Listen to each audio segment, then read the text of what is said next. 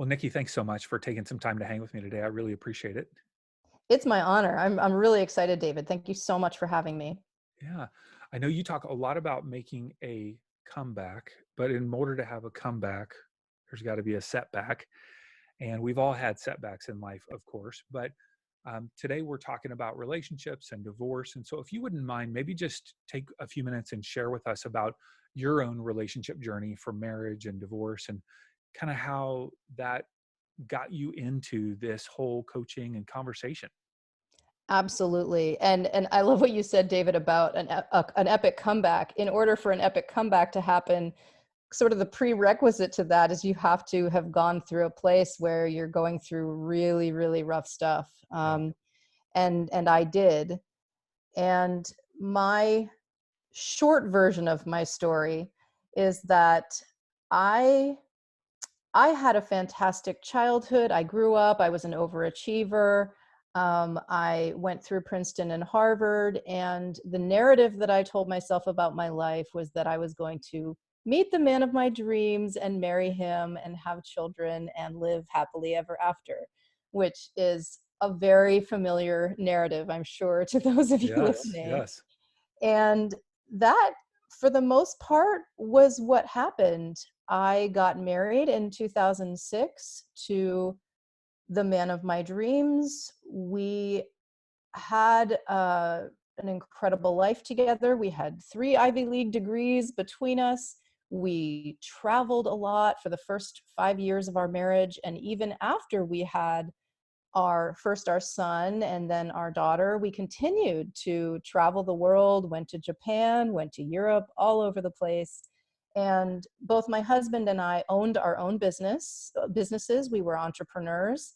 And so we led a lifestyle that most people considered to be non-traditional, very exciting, sort of jet setting life. And we lived in Boston throughout our marriage and had a wonderful network of friends, lots of mutual friends. And we had a fun social life and traveled up to New Hampshire, lots of hiking. And I want this marriage. What the heck? I know. Yeah, I mean, anybody sort of from the outside would have said, these guys have it all. And for a long time, we did. And starting at around year 7 of our marriage, more conflict started to happen. And by year 9, I was in a place where I found myself to be miserable in my marriage. And it's best at this point of the story to speak for myself and to say that our dynamic and our relationship had become unhealthy for me. It had become toxic for me. And there were multiple points of disagreement. There was a lot of tension, and there was a much higher level of conflict than I was certainly okay with and comfortable with. Hmm. And when that conflict began to happen in front of our children and really, for me, impact the kind of domestic experience that our kids were having, that was really it for me. Mm. And so my husband and I separated, and we went through a 3-year long process of separation and divorce that was high conflict, in the sense that I was pro divorce and my husband was completely against it. And so, in And addition why to the was fact, that? Why was he against it? why was he against the divorce? Hmm. Well, I can't completely speak for him, but he did not want to have a divorce. And for many reasons, neither did I. He didn't want that to happen to our family. He did not Hmm. want that to happen to our children, and neither did I. And I imagine that I'll touch on this later, but divorce was the last kind of experience that I wrote into the narrative of my life. Sure, of course. So we disagreed, and he wanted to continue to work at it. He wanted our marriage to work out, and I was done. I was finished. So we Hmm. were not on the same page. So challenging. So many, and so many people. I mean, your story Not to say that it's not unique, because everybody's story is unique, obviously, but just so painful, right? Just so painful, because it's not what you had hoped. It's, even though you were done, it's not like you go, I wish, I'm glad things turned out this way. Of course not. Nobody goes into that thinking that. No, nobody goes into that thinking that. Yeah. And yet divorce happens, and people do grow in different directions. People, I liken marriage to, it can be sort of similar to starting a new job, or to starting college, or starting at a new school, or moving to a new community. You only know so much when you're getting into it, and you can never be completely certain how it's going to go. And so I think when it comes to marriage, there are some aspects of marriage that have to do with compatibility, and have to do with luck to some extent, and that also have to do with really working at the relationship. But some of it really just is, you aren't completely sure what you're getting into, and also people can change over time. Hmm. And that was heartbreaking to me, and I know it was, speaking for myself, and also extremely difficult and extremely challenging for my now former husband. Hmm. And particularly with a divorce, where you're not on the same page about getting divorced in the first place, and then Right. on top of that there may be issues of conflict about how the divorce is going to go down, and custody issues and financial issues, and all of the other aspects of separating a family. Hmm. There are additional types of conflict that can come up. Of course, of course. So, how did you get into coaching people through this divorce process? How did that come? Obviously, at some point, it's like, hey, it'd be great to help people through this because I've been through this. Like, how did that come up for you? Yeah. Well, I learned about coaching and decided to make a career change and become a professional coach just at around the time that our marriage was falling apart, actually. And my intention in becoming a professional coach had nothing to do with divorce, and nothing to do with being a life coach. I went to coaching school with the intention and plan of being an executive and leadership coach, and working with leaders who feel isolated in their roles and want to create a culture of collaboration in their organizations. And what happened was, when I was toward the end of coaching school, and I had just launched my new coaching business, and that was when sort of the proverbial stuff hit the fan in my personal life, and things started to fall apart. And what I did was, I did not have the financial or energetic bandwidth at that time to get a new business in a new industry off the ground. I had been an entrepreneur, a solo entrepreneur, since 2007, and for about 10 years I had run a successful editorial services business. I was in the publishing industry. So I knew what it took to start a new business, and therefore I knew that I didn't have the bandwidth, the energetic bandwidth, or the financial bandwidth. So I tabled my new business, went through the divorce process, and as I was coming out of it, and after I had taken maybe a year to really heal, to kind of put the basic puzzle pieces of my life back together, making sure that my kids and I had a new place. I was the one who moved out, and getting my feet back on the ground. After that time, I reached this turning point where I was ready to stage my own epic comeback, where I was ready to start working out again, to hire my own business coach and life coach, to get my mojo back. And that is when I got the idea of becoming a life coach instead of an executive and leadership coach. And by the way, there aren't that many differences, because when you're a coach, you're dealing with all aspects of a person's life, whether you're helping them with their communication skills or with their intimate relationships. But there are multiple different types of niches within the field of coaching. And due to the very hellish and difficult experience I had gone through, I became really passionate and driven to open a business where I would be helping women go through a similar process. There are so many statistics about how women and children in particular are impacted negatively in very big ways by the divorce process. I recently saw a statistic that 60% of Americans who live under the poverty line are divorced women and their children. Mm. Mm-hmm.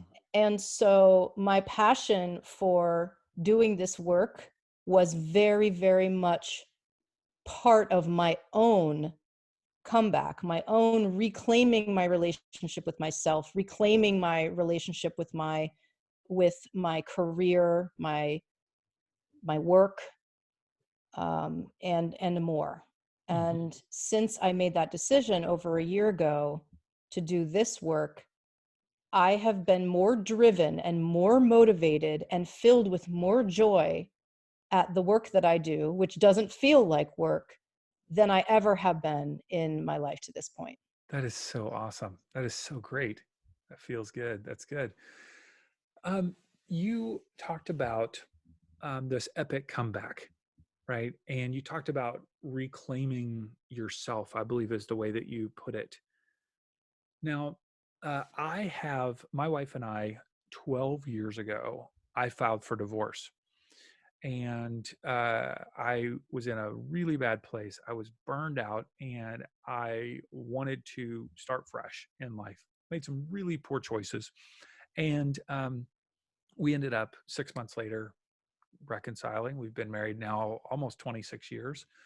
But uh, it was the most brutal experience of my life. And, um, I just want people who are listening, either those who are going through a divorce, who have gone through a divorce, or those who have friends. You either have gone through a divorce or separation, or you know somebody who's gone through a divorce. I mean, it's like when I was growing up, Nikki, I didn't know anybody's parents who were divorced. Yeah. I just so crazy. Obviously I'm a little older. I'm 46. So 30 plus years ago, I grew up in Kentucky. I knew nobody who was divorced. I mean, if that was like, whoa. Now, of course, not to say that divorce wasn't prevalent then, but it's very prevalent now. Challenges that we go through. You say reclaiming yourself. I want those individuals who are in need of reclaiming themselves or have friends that are in need of reclaiming themselves. What does that mean? What do you mean by that? Well, in the same way that you said, in order for there to be a comeback, there has to be a low, there has to be a period of utter pain and to some extent trauma. In order to reclaim something, that implies that we've lost it. And what I have discovered about myself, and by the way, I'm 43, I'm not that much younger than you are. What I've discovered about myself is that my greatest fear in life is to lose touch with myself. I call it my sacred relationship with myself. I've always had a really strong and important relationship with myself that involves loving myself, respecting myself, making sure that I have what I need in order to flourish. It's about also having trust in myself and sort of compassion for myself when I mess up, and a strong sense of identity. And when you go through a divorce, and in particular when you go through a high conflict divorce, where you've got enormous sources of disagreement and tension with the person you have probably been most intimate with in your entire life, had children with this person, shared the good, the bad, and the ugly of who you are, it tears at the fabric of your own impression of yourself. You are questioning. There's almost, at least in my case, nothing that I wasn't questioning myself about. I was questioning whether I was a good parent. I was questioning whether I was capable of being a good partner, a good wife. I was questioning my judgment. I was questioning my ability to make decisions, because many of the decisions that I was making were being intensely questioned and criticized and attacked by my husband at the time, and also potentially and actually by some of the other people in my life who didn't really know the story, or who were who were questioning, who were wondering, what the heck has happened here, Nikki? What's going on with you? What's going on with your family? And so I was losing that sense of myself as being a good person, being an effective person, being competent in my work. I mean, really, there wasn't anything that wasn't coming under kind of my own personal microscope. And I've always been my own kind of harshest critic, in addition to having that sacred relationship with myself. So that's what I'm talking about for my program and with my clients. The work that we do is a process of reclamation. And there are three different areas, or what I call pillars, of the epic comeback framework. And the first one is reclaiming your relationship with yourself so that you trust yourself again, so that you're able to follow your intuition, so that you believe that you are a worthy and good person on this planet. Yeah. Okay. And this sense of losing, you said, really the fabric of your being torn apart and questioning all of these different aspects of life. You would say, would you say that 100% of people that go through divorce experience that, or the majority? You know, that's something that's really hard to kind of pull statistics Your on. clients, My clients, well, absolutely, because my clients are attracted to the framework that I've created for them. And so my right? clients are coming to me saying things like, I don't know who I am anymore. I don't know who I am now. What does it mean for me to be a divorcee? What does it mean for me to go from spending every single day with my children to spending only half of my children's time with them? What does it mean now that I have worked inside the home to be forced all of a sudden to work outside the home? How in the world am I going to make ends meet? So I would say yes. I don't think, again, this isn't a statistical scientific answer, but I think it would be near about impossible to come through a high conflict divorce without questioning who in the world you are, Hmm. in your identity, your very identity. Sure, that makes sense. So you talked about three pillars of this epic program. Epic program. It is an epic program. You bet. Epic comeback program that you've developed. And the first one is reclaiming yourself. Okay, so you've talked us through that a little bit. Is there anything you want to add to that pillar? No, I think we're good on that pillar. Okay, so you help women reclaim themselves, reclaiming their identity, reclaiming themselves as being worthy, as being lovable and loving. That all makes powerful sense. What's the second pillar that you're talking about? So the second pillar is about reclaiming your body. It's about reclaiming your relationship with your body. And there are a lot of health problems, mental health, medical health, physical health, just in general health problems that are closely associated with trauma and closely associated with going through a high conflict situation, including divorce. And I could name them right off, from depression to anxiety to insomnia to low self-esteem, kinds of things that I was talking about before with reclaiming yourself, to autoimmune disorders, dramatic weight loss, dramatic weight gain, diabetes, all different kinds of mental and physical problems that people that people go through when they are in such a high level of stress and conflict, chronic fatigue, all sorts of conditions. And so the second pillar is about reclaiming your relationship with your own body. So that includes not only seeing your doctor and making sure that you're getting physicals, but also, and almost more important, getting into really good physical shape, paying attention to your nutrition, paying attention to your energy level. If I could state any shortcut to getting your mojo back and feeling attractive and feeling sexy and feeling worthy and getting back into kind of reclaiming your power in the wake of a high conflict divorce, any kind of divorce, the shortcut would be Get yourself into the best physical shape of your life. And that was the beginning of my epic comeback. In addition to making a decision to start my new business, I looked in the mirror. This was the turning point for my comeback. I looked in the mirror and I said, Nikki, this isn't funny anymore. I had gained 30 pounds over my happy weight, and I had spent 3 years not working out, which wasn't normal for me, and eating comfort food, basically not having a particularly healthy diet, which also wasn't normal for me.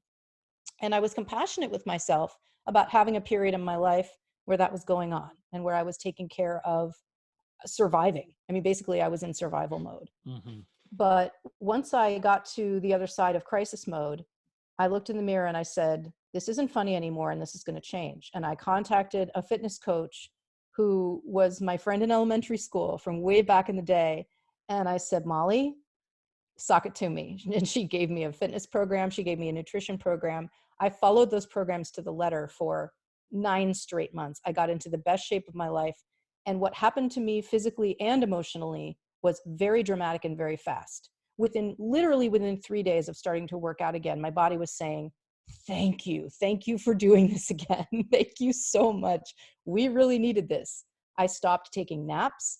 I became a lot more engaged with playing with my children, a lot more energetic in the way we were spending our day. And my energy level went from probably about a 3 out of 10 to an 8 or 9 out of 10. And I have been flying high ever since. You seem like a very intense person. Like, I don't like I just am like, you are like a kick ass and take names kind of person. Like, I just feel that. And yet I'm wondering, during this process, did that get like beaten down? You know what I mean? Or did you become more intense, more volatile, during this high conflict? Or did you just feel like, oh my gosh, this is just the worst? And you regained that intensity. And when I say intensity, I love intensity. I'm a very intense person, but it means that, you got a confidence. You know who you are, you know what you're all about. How did that shift as well as you began to work out and eat in a different way? Yes, that shifted too. I think the best way, yes, I'm an intense person, and I've always had mojo, I've always had chutzpah. And if you had met me in the darkest days of the divorce process, you still would have been able to sense that. I mean, it's not as if our personalities are completely erased when we go through trauma. I was definitely depressed and anxious through a lot of that period, but I still had the light inside me. It was a matter of it being a lot dimmer. It was a matter of me. I was pretty darn high functioning for most of that time, and so it was a matter of my light being dimmer, and it was also a matter of me not experiencing internally the kind of joy, and Right. joy is absolutely the right word for it, that I normally would on a day-to-day basis. I mean, I can tell you for a period of about 2.5 to 3 years, when I did experience joy, it was almost invariably involved with parenting, with being with my young children. Hmm. I And thought you were going to say alcohol for a minute, but okay. Alcohol and parenting together. It was a great combination. that's hilarious. No, I didn't turn to alcohol, I'm glad to say. But I can't really say I'd get all judgmental about somebody who did, because it's just so hard. Right. Um, but yeah, my light was a lot dimmer, and people who know me well would agree, and were saying things like that, like, Nikki, I want you to be feeling joy again. And I got there, and part of what helped me get there absolutely was paying attention to my health and physical fitness. Mm-hmm. And all of the ships started kind of rising on that tide. And what also has to be mentioned about reclaiming your body is reclaiming your sensuality and your sexuality, reclaiming yourself as a sexual being. Because I don't know about the rest of y'all out there who've gone through a divorce, who have been married, especially married for a long time, when things are tense and things are not going well. You can go years of completely losing touch with yourself as a sexual being. You're not having any good loving. And so part of what I'm doing with my clients is, it's not just about nutrition. It's not just about fitness. It's not just about going to get your physicals. It's also about reclaiming your sexuality and your sensuality, and regaining that that knowledge that you are an attractive and beautiful human. And it's not always a process of regaining. It may be a process of discovery in the first place, and exploring parts of yourself that you never really have kind of gotten to know really well. Ignorant question. I mean, this is so ignorant. How do you do that? Like, how do you help individuals, right? I mean, I'm stepping on out here on a possible landmine, but like, what is this? Like, what is this? What does this look like? What are we talking about here, Nikki? Are we Okay. talking about getting like some, like, Victoria's Secret lingerie and taking some boudoir pictures and putting them up in our house? Like, what are we talking about here? We're talking about experimentation. We're talking about having sex with or without a partner. We're talking about pleasuring yourself. We're talking about getting back out onto the dating scene, ultimately in a safe way.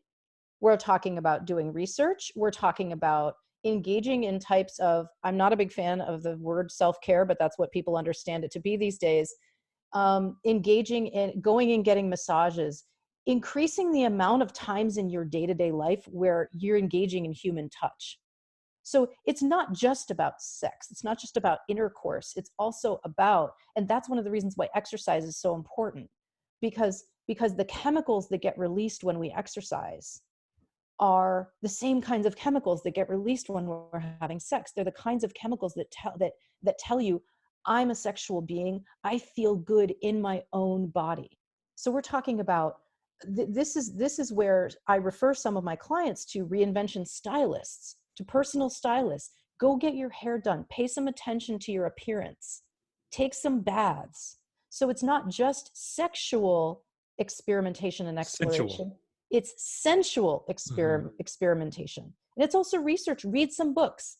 If there are fantasies, let's say sexual or sensual fantasies that you've had or that you'd be open to having, do some reading. There are some incredible books about sexuality and incredible books about exploring your sexuality and getting in touch with who you are as a sexual being who is worthy of having sensual pleasure. And that's a big part. I want you to hone in on that. Worthy of having sensual pleasure. How would I not feel worthy of that? Why would I not feel worthy of that? If you've grown up the way that, to be really honest, most girls grow up, not being encouraged to explore their own bodies, being discouraged from exploring their own bodies, and being discouraged from being sexually active, and being discouraged from learning about how to create and bring about sexual and sensual pleasure. Americans, relative to many other cultures in the world, are rather prude and rather frigid, to Mm-hmm. be general, to make a generalization. And my degree, my bachelor's degree, is in cultural anthropology, and I've studied a lot of different cultures, and I also have been to 60 countries myself, traveling and spending time among people of different cultures. You're not And saying you've had sex in 60 countries. You're saying you've traveled there. I'm just want to clarify for everybody. Okay, just want to make sure. unfortunately, no, that would be a pretty amazing thing to claim. But Uh, Whoa. um, no, it's it, our attitude our attitudes towards sex are cultural in addition to being psychological and social. Mm-hmm. And so i am I invite the women in my program, and I invite any women who I talk to open their minds and open their hearts and open their intuition to exploring themselves sexually. Mm-hmm. Okay, let's move on to pillar number 3. Uh, so we've got, I'm reclaiming myself, I'm reclaiming my body, and what else do I need to reclaim if I'm coming from a setback to an epic comeback? Pillar number 3, can you guess, David? What do you think? Well, I already know because I've looked at your materials, but it's community. That's right. Yeah. So the third pillar is community. And this, by the way, this framework that I'm talking about, the Epic Comeback framework, this is the what that I do with my clients. There's another whole framework that is the how of how we actually do this. It's called the Epic Comeback Journey. And we won't have time to go over that one, but what I'm saying is this is part one of my curriculum. And I totally geek out on this stuff because I have a master's in education, and I'm all about creating curriculum and creating a framework that we can really grab onto. So it's about reclaiming your community. Going through a high conflict divorce, inevitably, I spoke before about tearing at the fabric of yourself, of your very relationship with yourself. High conflict divorce is also something that impacts your relationships. Of course, obviously, not only with your spouse, but also with your children, if you have children, with other members of your family, members of your spouse's family, with your friends, especially if you have a lot of mutual friends, and with your larger community, potentially even your colleagues at work. Divorce is something that impacts that because it puts people who know you in this awkward position where they're kind of like, how do I relate to you now? Am I supposed to pick you? Am I supposed to pick your spouse? How do I handle this? People don't necessarily know how to talk to you anymore because you're going through something that they don't relate to, or there's something that's very awkward to talk about. And it's almost inevitable that you're going to lose some friends. Mm-hmm. And so pillar number 3 is about creating a vision for how you want to feel when you're surrounded by your loved ones. How do you want to feel in community with other people? Do you want to feel very peaceful and quiet and held and loved? Do you want to feel like you're being stimulated and challenged and pushed? Do you want to feel like you're having a blast and you're having fun and you're laughing a lot? So how do you want to be in community with other people? So I establish a vision, my clients establish a vision, and then we talk about, well, who are the people in your life who make you feel that way? Mm-hmm. Deepen your relationships with them, spend more time with them, hang out with them. And if there are people who make you feel, who make you feel, or who create an atmosphere where you are not happy, or you're feeling tense, or you're feeling anxious, or you're feeling judged, let those relationships go. Create some new distance where there wasn't any, or you may have to completely end the relationship. And it's really about curating a VIP crew of people who surround you on a day-to-day, week-to-week, month-to-month basis, who are going to help you feel supported and loved unconditionally. Mm-hmm. That is not easy. I mean, I'm almost going to say that the first two are a cakewalk compared to that last one. Maybe I don't know. It just, you know what I mean? Like the older you get, the harder relationships are to develop. And now you're in transition. Obviously, you've got more time, but it's like, it does seem like an opportunity in the midst of those relationships to be playful with how I see myself or how I feel about my own body. You know what I mean? Those community atmospheres become almost like a like an experimentation lab, it seems like, with me feeling differently when I'm around those different people. I don't know, am I making that up? I don't think you're making it up. I think that I know that different people respond to this framework in different ways. So, for example, when I look at this framework, I say, you know what, I can do the community part and I can do the body part. It's the self part that's the hardest, that requires Okay. taking that look in the mirror.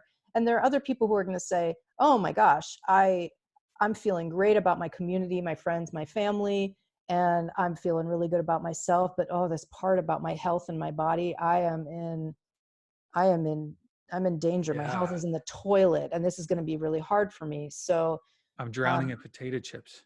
I'm drowning in potato chips. I'm drowning in fatigue. I'm falling asleep. I'm Yeah. binge watching Netflix and binge eating pizza, and I can't get out of it.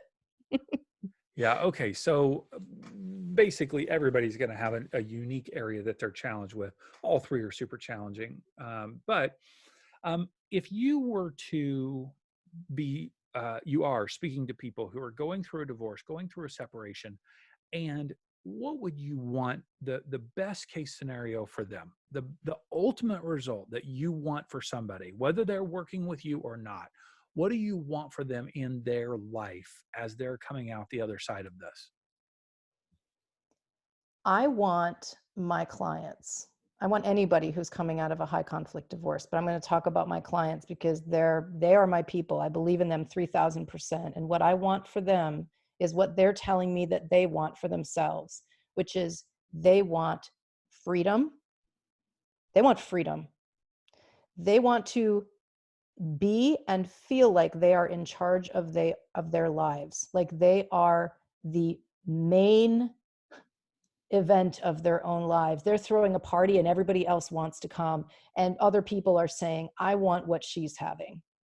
I want them to feel joy just about every single day from something. It doesn't matter what. I want my clients to feel joy. I want them to be making epic moves in their lives, whether that means starting a new business, whether that means creating a vision and a plan for finding a partner who is the partner that they know will be an incredible match for them. I want them to be taking strides, whether it be in their career, their romantic life, whether they start volunteer work, whether they start some kind of new project that they've always wanted to start, they learn a new instrument. I want my clients to be the architects of their own life. And I want them to be using their superpowers. I'm really big on superpowers. So my greatest superpower is that I can spend 20 minutes with somebody, and within that 20 minutes of having a powerful conversation with them where I'm asking them open-ended questions and I'm doing this magic of synthesizing what they're saying about what brings them joy, about moments when they felt very powerful. And I can intuit very quickly what makes a person I'm with astoundingly, amazingly awesome. And I want my clients to know what their superpowers are, to know what they're naturally amazing at and what brings them joy. Because if it doesn't bring you joy, it's, in my book, it's not a superpower. And I want my clients to be in that pocket, to be in that zone of genius as much of their day as humanly possible, because that is how they're going to serve themselves, their families, and the universe best.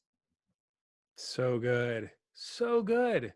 Yeah. And that's holistic, what you're talking about. That's not just about like getting through a divorce. That's about a whole life epic comeback transformation. So powerful. It's not about divorce. That's the thing. So the easiest, fastest way to describe what I do is that I'm a post-divorce life coach, in that I get what you went through. I get where you are. I get that you're now co-parenting or parallel parenting, or whatever relationship you have with your former spouse. I get what you've been through, and I know it's really hard, but I also know that the crisis and the trauma are opportunities. They open you up, and there are treasures and gifts to be found in that. And anyone who tells you that divorce is all bad news, all utter hell, and all utter trauma hasn't really been there. They haven't mined the gold, like you just said. They haven't found the treasure in it. There is a treasure, whether you Yeah. initiated the divorce or whether your spouse initiated the divorce. There is a treasure in all different types of trauma. And I'm not Mm-hmm. just talking about divorce here. And the epic comeback framework that I've created is based on me geeking out and studying comebacks, epic comebacks of all kinds, from athletic comebacks to professional to business to personal to spiritual comebacks. People who were at the absolute low and became that phoenix that rose from the ashes. And I will tell you, I have a podcast called the Epic Comeback Podcast, and all of my guests, I've interviewed now about 95 women. Every single one of them went through some kind of traumatic situation, including divorce, cancer, life-threatening Lyme disease, bankruptcy, all different types of traumatic experiences. And almost every single one of my guests came out on the other side of that experience and turned around and extended a hand, because they want to help people who are coming through right now what they got to the other side of. Mm-hmm. It's absolutely amazing. And so the number of people who go through one or two or three or more types of trauma and who come out stronger and find a way to harness that warrior energy and to do good in the world, that kind of miracle happens every single day. And so what I am helping my clients do is I'm helping them get over it. I'm helping them move on from it. I don't want my clients to be defining themselves by the divorce that they went through. I don't want them to define their children as being children of divorce. I want them to move the heck on and detach from that sort of descriptor as being part of their identity. I want them to be themselves. All right. CoachNikkiBruno.com. NIKKIBRUNO.com. Of course, we'll put CoachNikkiBruno.com in the show notes. People can swipe up now on their phone and find that link. Of course, they can go to our website, insporising.com, and find all the links, as well as to your podcast. And I do want to point out that you are offering 4 free videos on reclaiming your life after divorce. It's a free video series where you go a bit more in depth into these 3 pillars of the Epic Comeback Framework. And they can go to your website, CoachNikkiBruno.com, in order to get those. It'll pop up, the magic of the pop-up. Everybody loves those pop-ups. And I've got pop-ups on my website. Pop-up, here you go. This is what I really want you to see. Nikki, you're doing good things in the world. Oh my gosh, you're like raising 2 amazing kids. You're helping people. It's a gold mine everywhere. Thank you so much, David. This has been an awesome conversation, and I love your podcast. I love what you do. So thank you so much.